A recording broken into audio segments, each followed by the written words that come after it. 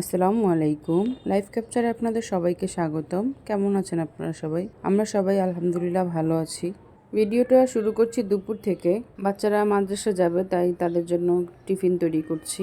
এখানে আমি fried rice তৈরি করছি খুব অল্প সময় এবং খুব সিম্পল ভাবে। এখানে আমি একটা কড়াই গরম করে তাতে তেল দিয়ে দিয়েছি। তেলটা গরম হওয়ার পরে একটা ডিম দিয়ে দিয়েছি। ডিমটা একটু হওয়ার পরে চামচ দিয়ে ভেঙে নিচ্ছি ডিমটাকে ভালো করে। এখানে কিছু সসেস আমি কুচি করে কেটে নিয়েছি। আজকে আর চিকেন ব্যবহার করছি না, সসেস ব্যবহার করছি। সসেস আর ডিমগুলো একসাথে একটু ভালোভাবে ভেজে নিব।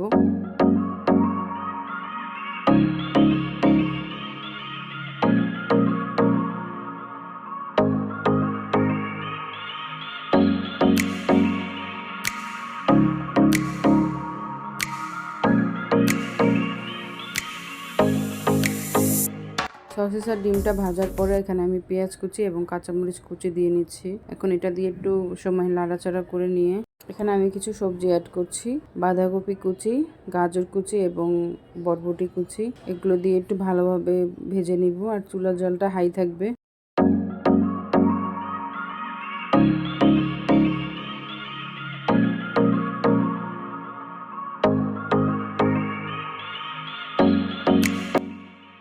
হালকা একটু ভাজার পরে এখানে আমি একটা টমেটো অ্যাড করে দিব। টমেটোটাকে আমি কুচি করে নিয়েছি।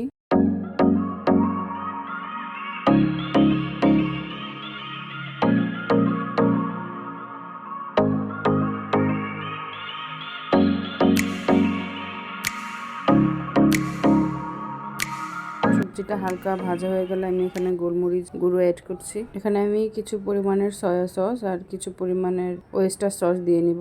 দিয়ে ভালোভাবে নাড়াচাড়া করে মিশিয়ে নিব।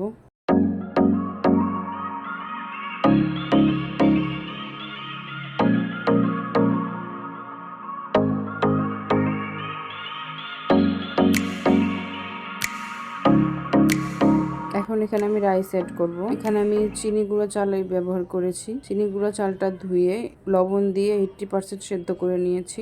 এখন এখানে রাইসটা দিয়ে আমি ভালোভাবে মিশিয়ে নিচ্ছি যেন দলা পেকে না থাকে কোথাও। যেহেতু বাচ্চাদের টিফিন দিব তাই খুব সিম্পল ওয়েতে রান্না করে নিলাম। ফ্রাইড রাইস অনেকে অনেকভাবে রান্না করেন, আমিও এক এক সময় এক এক রকম ভাবে রান্না করি। আজকে রান্নাটাও খুব মজা হয়েছিল, বাচ্চারা খুব পছন্দ করে খেয়েছে। এটা হচ্ছে সন্ধ্যার পরে আমি এখানে কিছু নাস্তা তৈরি করছি, ভাবলাম আপনাদের সাথে শেয়ার করি।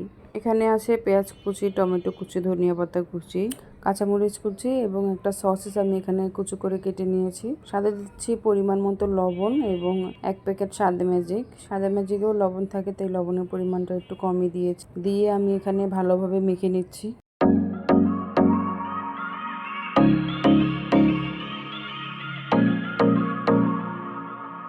ভালোভাবে মাখানো হয়ে গেলে এখানে আমি 2টো ডিম অ্যাড করছি। ডিমগুলো দিয়ে আবার ভালোভাবে মেখে নিব।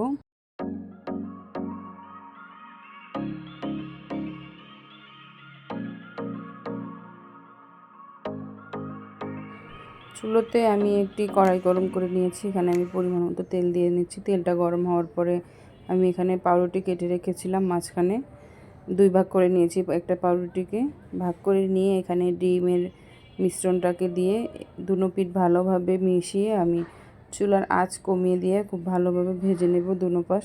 আমার ভিডিওটি যদি আপনাদের কাছে একটু হলেও ভালো লেগে থাকে তবে আমার চ্যানেলটি সাবস্ক্রাইব করার অনুরোধ জানাচ্ছি। হঠাৎ করে জান্নাতের বাবা মাগরিবের পর বাসায় চলে আসে, তার জন্যই নাস্তাগুলো তৈরি করে নিয়েছিলাম। নাস্তাটা দেখতে যেরকম সুন্দর লাগছিল, খেতেও খুব মজা হয়েছিল। আপনারা বাসায় ট্রাই করে দেখতে পারেন এবং সসেসটা অবশ্যই দিয়ে ট্রাই করবেন। সসেসটা দেওয়াতে খাবারের মজাটা অনেক গুণ বেড়ে গিয়েছে।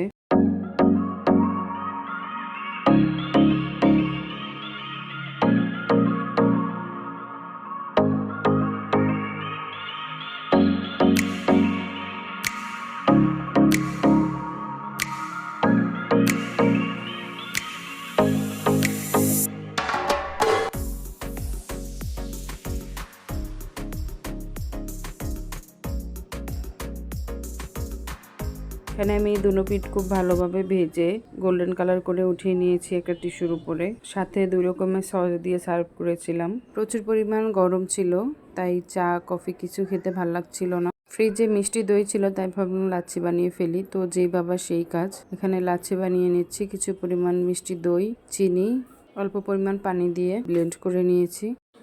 আমার ভিডিওটি এতক্ষণ ধৈর্য ধরে দেখার জন্য আপনাদেরকে জানাচ্ছি অসংখ্য ধন্যবাদ। লাচ্ছি বানাতে বানাতে আপনাদের কাছ থেকে বিদায় নিচ্ছি। সবাই ভালো থাকবেন এবং আমাদের জন্য দোয়া করবেন। আসসালামু আলাইকুম।